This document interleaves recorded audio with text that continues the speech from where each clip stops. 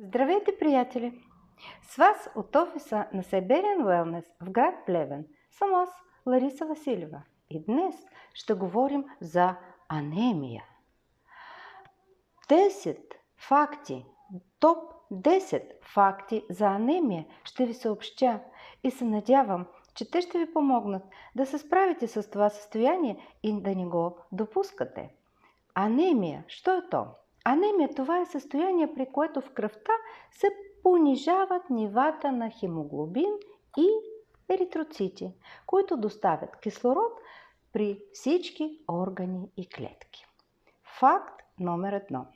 Помнете, че с възрастта нивото на желязо в нашия организъм намалява при всички. Факт номер 2. Има 3 вида анемия, не един. Анемия, свързана с загуба на кръв,